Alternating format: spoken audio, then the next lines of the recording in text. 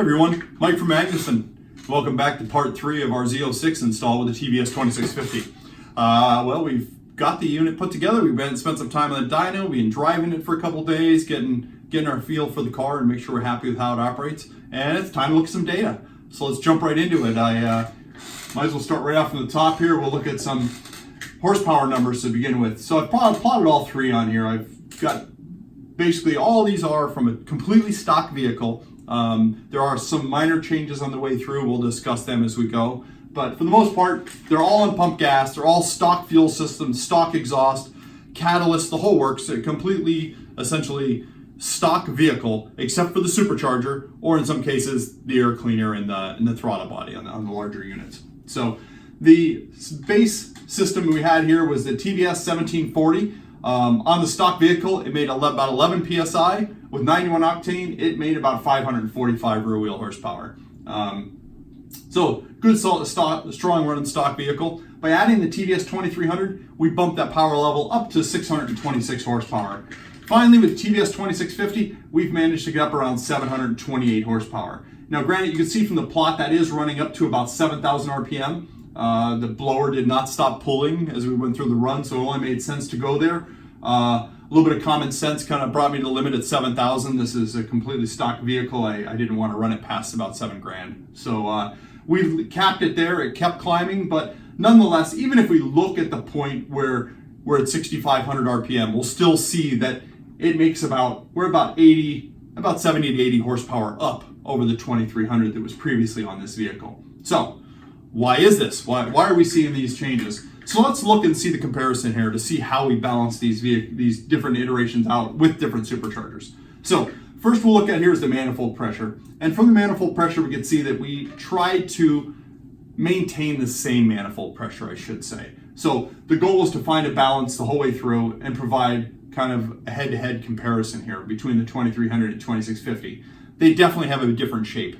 The 2650 is a much larger supercharger. We're turning it a whole bunch slower. And with that, we ended up balancing our manifold pressure at about 4,500 RPM. The boost below 4,500 RPM is lower on the TVS 2650, and above 4,500, it's higher. So essentially, it's about the closest balance we could find between the two superchargers. If we did a trade-off to where we balanced it at low speed, well then the TVS 2650 would have made a ton more boost up top. If we balanced it at the top, then you can see we would have made a lot more torque or had a lot higher boost pressure with the 2300 low speed. So there is that trade-off of the larger supercharger and making it softer down low. But personally, the way the vehicle drives, I prefer that. The vehicle feels very linear, very nice the whole way through right now. It's not, the 2300 was slightly softer hitting at low speed than the 1740, and the 2650 feels slightly slower or a good equivalent. And you can see from the torque curve we looked at previously, the torque at low speeds between the 2650 and the 2300 were about identical. So again, how else do we balance? Air-fuel ratio. We set the air-fuel ratio right to about 12.0 on both of these pulls. We are running pump gas. We know the car would probably make a little more power if we went up to about 12.5 if you had good enough fuel. Now, with the lower octane fuel like 91, we found that we can run a touch more timing and actually end up with a net higher power level by staying a bit richer. These DI engines do not want to be really rich, though. We don't want to go down into 11.5s and places like that. That just doesn't make sense for these. So 12.0 is kind of where I found a nice balance to make good power with timing between both units. And you can see the comparison here. We were a little bit richer on the 2650 down low, and we had another little dip around 6,000. But at the end of the day, I would call these pretty much equivalent. If I spent a bunch more time on this, we could get it perfectly flat, but the benefit in that is minimal at this point. Inlet air temp, or should I say manifold air temp, it's what it's measured on an LT4. You know, we do have 3 inlet air temp sensors on this. We have an inlet air temp, we have an inlet air temp 2, and then we have a manifold air temp. And then to make matters even worse, there's 2 manifold air temps. One of them will be correct, one of them is a calculated value. So essentially the only way to really find that correct manifold temp is to basically log it in your scan tool or in your logger that you're using and disconnect the T-map on it or the inlet air temp sensor, whichever you're using on the vehicle you have, so that you can make sure that that value defaults to about -40 when you disconnect it. So once you know you're measuring the right manifold air temp sensor, then you can go ahead and look at the data. So on this particular plot, we started the pulls at about 112 degrees, and at the end of the run, at right up about 6,800 RPM, we were down to about 102 degrees. These are in F. This is very typical of a positive displacement supercharger when you have adequate cooling system on it. So the highest temperatures we generally find are at idle or at a light cruise going down the road, because those conditions are points where there's very little mass flow going through the supercharger and through the intercooler cores and making it to the inlet air temp sensor.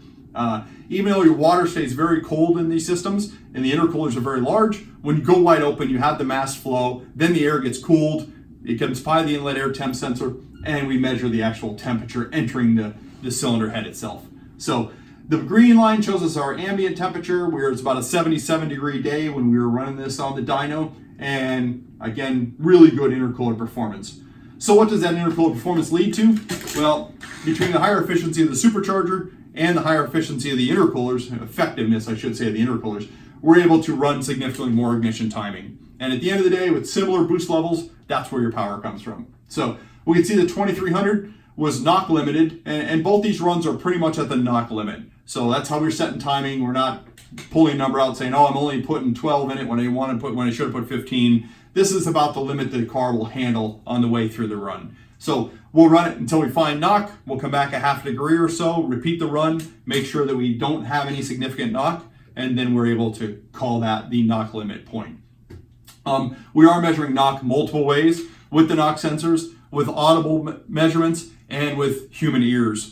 We do have a reasonable setup here at Magnuson, how we've arranged our chassis dyno to where we can pretty much always detect the knock that we're looking for. So it allows us to build a pretty good plot here on a chassis dyno. The 2300, you'll see there's a dip around 4,500 RPM, and it lasts to about 4,800 RPM. That's one point where for some reason the engine was never happy with the timing that you can run across there. We always were just slightly at a deficiency for timing, and to maintain a no knock condition, we had to pull some timing through that point. While it does help, it does slightly hinder the peak torque in those ranges, it doesn't affect peak power. Peak power, the most we could run was about 19 degrees with the 2300, and then beyond that, you notice that the pull stops about 6,600 RPM.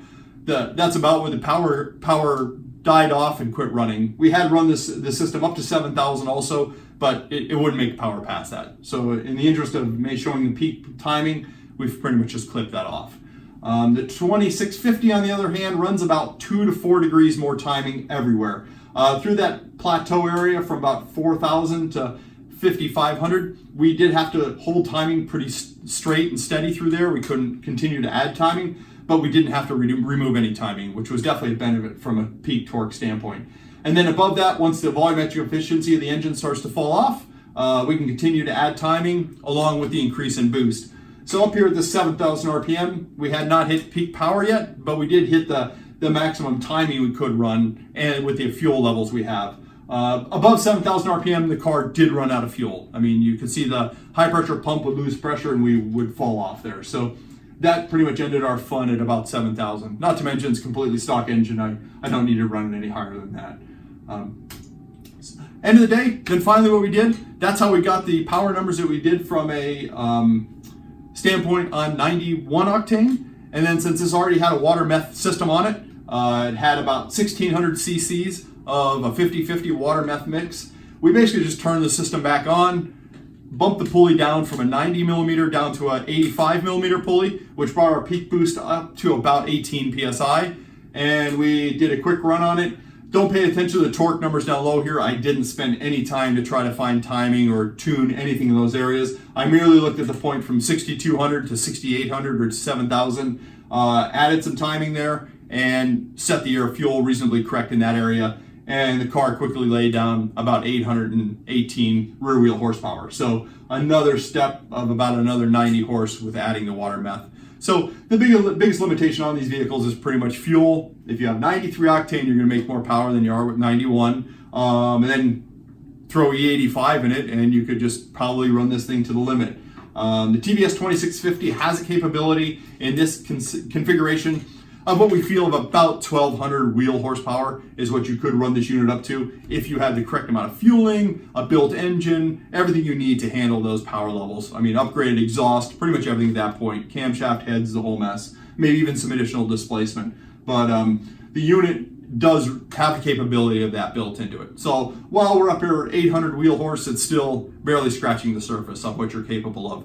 So as time goes on, we've got plenty of tuners out there that are absolute masters at the methanol injection and building engines and things like that. I'm sure we'll be able to see a lot of benefit from those guys and girls as things move on here and we move further into production with this part. So I hope that answers any questions you have. If not, shoot us a note. You can drop us a line on Instagram, Facebook, or onto YouTube itself. This video will be posted out there, and give us a follow. We're going to do more of these videos as time passes on here, and we have our actual next project sitting on the chassis dyno right now. It's our LT1 Camaro with the same TVS2650 on it.